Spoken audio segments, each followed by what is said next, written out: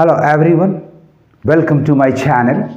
Students, today I have brought for you the questions of idioms and phrases asked in the CGL examination conducted by the SSC. आइए topic शुरू करने के पहले इस video को like कर लें, मेरे चैनल को सब्सक्राइब कर लें, साथ साथ बेल आइकन को प्रेस कर लें ताकि आपको लेटेस्ट नोटिफिकेशंस मिलते रहें। स्टूडेंट्स, इडियम्स एंड फ्रेजेस के क्वेश्चंस में आपको सेंटेंसेस दिए जाते हैं या ओनली इडियम्स एंड फ्रेजेस दिए जाते हैं। आज के इस टॉपिक में आपको सेंटेंसेस दिए गए हैं। हर सेंटेंस के कुछ शब्दों को जो इडियम्स या फ्रेज कंटेन करता है अंडरलाइन किया गया है। 4 ऑप्शंस हैं, उस अंडरलाइन इडियम या फ्रेज का कौन सा अर्थ सही होगा, कौन सा ऑप्शन सही होगा, you have to mark it out. तो आइए, फर्स्ट सेंटेंस आपका है, the loyal watchman was cut to the quick when he was accused of theft, जब उस पर चोरी का आरोप लगा। इडियम्स एंड फ्रेजेस में वर्ड्स जो हैं उसके अर्थ को पजल आउट करना होगा, अर्थ को पकड़ना होगा और उसके आधार पर उसके सही इडियोमैटिक सेंस को फाइंड आउट करना होगा। अब वॉचमैन लॉयल है, बहुत लॉयल, और उस पर आरोप लगा चोरी का, तो कट टू द क्विक का यहां अर्थ क्या रहा है? चूंकि वो लॉयल था तो जाहिर है कि उसे डिसमिस्ड नहीं किया जाएगा, नौकरी से नहीं निकाला जाएगा। इन प्रिजन, जेल में भाई अपार्टमेंट वाले या उस बिल्डिंग वाले लोग तो जेल में डालेंगे नहीं। सिवियरली पनिश्ड, ये भी कानून हाथ में लेना होगा। हर्ट इंटेंशनली, यानी शब्दों से, एक्शन से चोट पहुंचाना, यह संभव है। ये हमने पजल आउट किया। Cut to the quick idiom का अर्थ होता है to injure someone emotionally, that is to hurt someone with words or an action, यानी किसी को चोट पहुंचाना शब्दों से या कुछ करके। तो right answer cut to the quick idiom का आपका नंबर डी जा रहा है, hurt intensely. So the loyal watchman was hurt intensely, cut to the quick, hurt intensely when he was accused of theft. Number A, B and C, ये तीनों के तीनों eliminated हो जा रहे हैं। क्वेश्चन नंबर 2 देखा जाए, it is unfortunate that most people in the country are still living from hand to mouth. From hand to mouth, from hand to mouth का मतलब होता है hardly enough money, having hardly enough money और food to live on. आइए options को examine करें। Saving for the future generation, living का अर्थ यहां सेविंग होगा नहीं, so this is eliminated.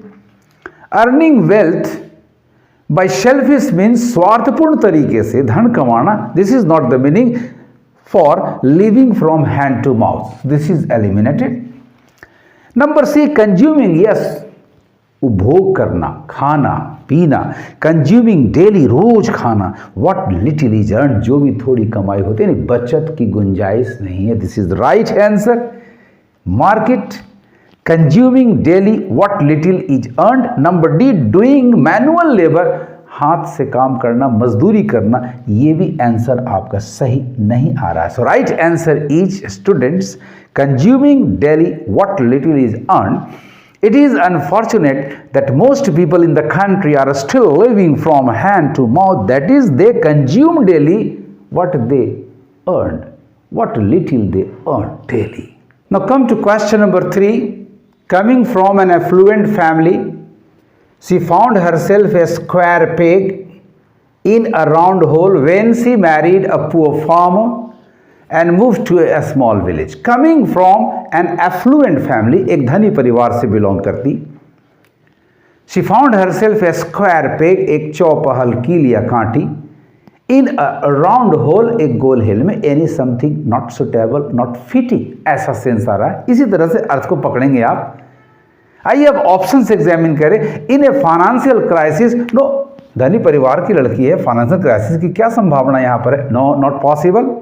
A misfit, not suitable, not fitting, something that is not fitting. A misfit in the environment, yes, इस नए पर्यावरण में, इस नए वातावरण में आई तो उसने अपने आप को अनकंफर्टेबल फील किया, अपने आप को अनफिटिंग फील किया। So number B is the right answer, इसे आप मार्क कर लो। A misfit in the environment in a favorable situation, not the meaning unhappy and regretful, इसकी भी संभावना नहीं है, so this is eliminated. So right answer to the idiom underlined words a square peg in a round hole is a misfit in the environment. Coming from an affluent family, she found herself a misfit in the environment when she married a poor farmer and moved to a small village. Now come to question number 4. When his envious competitor, ईर्ष्या द्वेष करने वाला प्रतिद्वंदी, when his envious competitor extended a hand of friendship, दोस्ती का हाथ बढ़ाया, he smelled a rat, कुछ गलत का आभास हुआ। इस तरह का अर्थ इसमें आ रहा है। अब देखें ऑप्शंस को एग्जामिन करके कि किस ऑप्शन में ऐसा मीनिंग है। Option number A, felt very please, no, कभी भी अपने कंपटीटर का, चूंकि वो आपसे प्रतिस्पर्धा करता रहा है, आपसे दुश्मनी करता रहा है, आपसे ईर्ष्या करता रहा है, वो दोस्ती का हाथ बढ़ाएगा तो आप खुशी नहीं महसूस करेंगे, जरूर कुछ है दाल में काला। So this is eliminated. Number B, became complacent, no complacent, self satisfied होने का भी यहाँ पर अर्थ नहीं आ रहा है। अनविलिंग टू प्लीज, ऐसा भी सेंस नहीं आ रहा है। So this is also eliminated. Behaved arrogantly, no भाई, arrogant होने का क्या जरूरत है यहाँ पर। So this is also not the correct answer. अब आपके पास बचा डी, ये तो होना ही है। बट देखिए मीनिंग, डिटेक्टेड समथिंग रॉन्ग, कुछ गलत का अनुभव किया, आभास किया, पता चला। So this is the right answer students. Number D, detected something wrong. So the right answer is number D, detected something wrong. When his envious competitor extended a hand of friendship, he smelt a rat, he detected something wrong. Now let us come to question number 5. Extreme poverty made the poor woman wonder how long she could keep the wool from the door.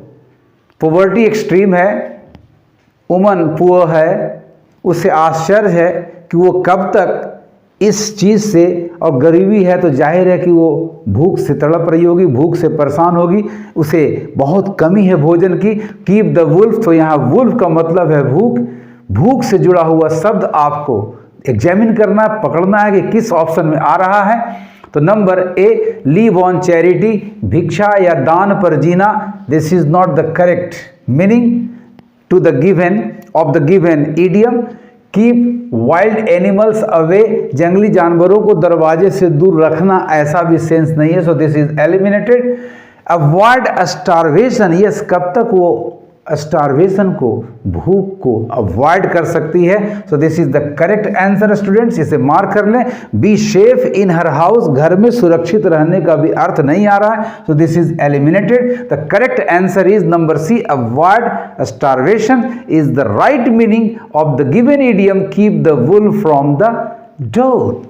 आते हैं number 6 पर। The ambitious project to impart free books to all students ended in a smoke, धुआं बनकर उड़ गया, अर्थात इसका कोई परिणाम नहीं हुआ, ये फेल कर गया, कंप्लीट नहीं हो सका, ऐसा अर्थ। एग्जामिन करें ऑप्शंस को और पाएं, पकड़ें कि किस ऑप्शन में सही मीनिंग आता है।